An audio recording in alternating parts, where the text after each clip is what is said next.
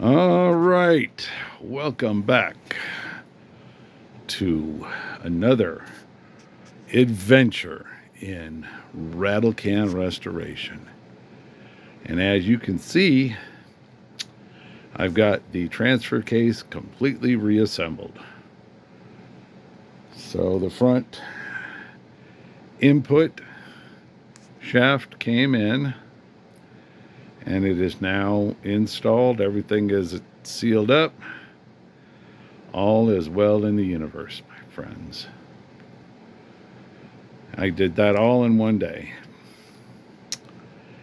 Now, we're going to do a tool review. I don't really do a lot of tool reviews, but I have to do a review on this particular tool from Torque King. And I must say, it made putting that back together easy peasy. So, anyway, the hardest part of transfer case overhauls is putting in the idler shaft, because the idler shaft has a shim pack that goes inside on top of the large end cone bearing. And the problem is trying to get those shims lined up is a real pain in the... So I have struggled on all of those bills to get those shims in. I remember I screwed up one shim, caught it right at the shaft, and it pinched it, and it just was a lot of work. But this tool right here from Torque King, $34, and I can tell you without a doubt, this is the easiest installation I have ever done on an idler shaft. So, let me explain how this thing works. Now, what I did was I put the idler shaft, well, first, I put down a square piece of cardboard inside this hole, because this hole is actually a lot easier to get into than that one. It's a little bit bigger, just a tad. So anyway, you put down a piece of cardboard, then you put down your cone bearing, then you take and put your shim pack on top of the cone. Then what you do is you put the idler gear on top of the cone, then you install the spacer, then this little beauty comes in. You slide this thing down the center of the spacer, jiggle it around until you get the shims lined up, and then it falls right down to the bottom. Then you put the other cone bearing in, then you slide the whole idler assembly right over until it's right on the spot it's supposed to be. Then what you do is you take your shaft, you put your shaft in, and it fits right in that hole right there. And then what you do is you take your woohoo hammer and you start tapping on top of the shaft, the idler shaft. And what it does is it drives that through the opening on the bottom. And then what I did was I took two 2x4s. Well, actually, let me go back.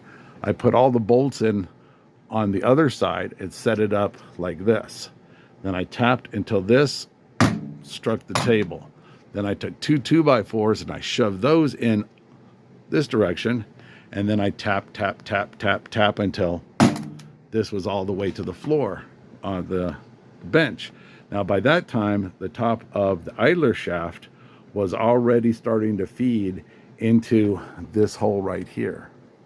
So then what I did was, I took 2x4s off, and I laid the case back on its side, slid it off the edge, and then continued tapping until this fell completely out and it was flush. And then I just took this and then I just hammered that until it was all the way in, a little bit on the inside so the oil will slide through. Then I put on the nut. Then I took my ugga-dugga gun and I ugga-dugged it until it was all the way in, and then I backed it off, and then I torqued it down to 150 foot-pounds. And you're probably asking how I did that. That's a good question. I took the case, I put it on the floor, I stood on one end of the case, I put my other foot on the torque wrench, and I just leaned into it until I got my click. And then I checked to make sure that the bearing was moving, which it was. And then I added some oil to the hole that feeds the center of the shaft. Through here, I used 7590 Lucas, and then I just said, got that all assembled. And now I'm putting oil in it. And yes, this is a slow way to do it, but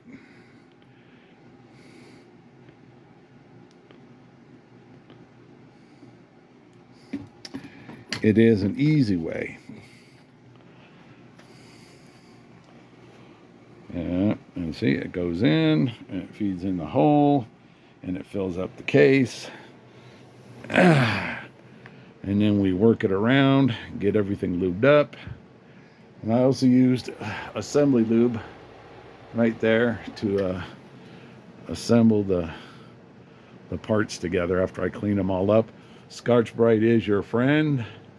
I Scotch-Brite up all of the bearing surfaces, made it all nice and shiny. And now I'm just basically sitting here.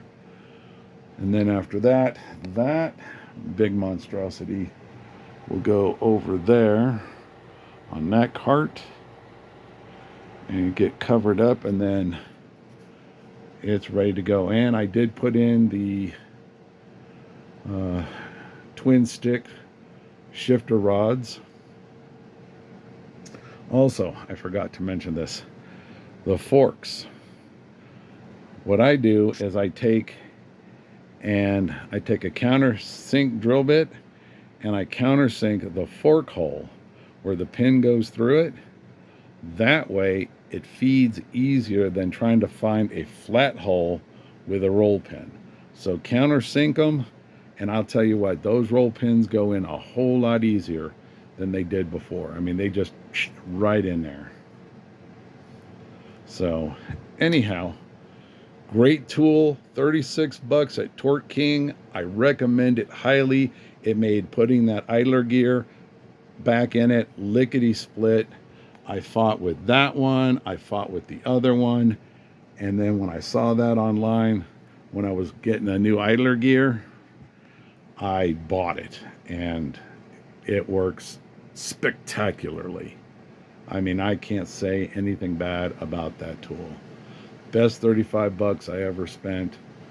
I recommend it. Buy it. You'll be happy. Guaranteed. Anyway, it is almost 7 o'clock. It's almost time for me to go in. This is Rattle Can Restoration, aka Detroit Iron Rescue, and I'm out of here.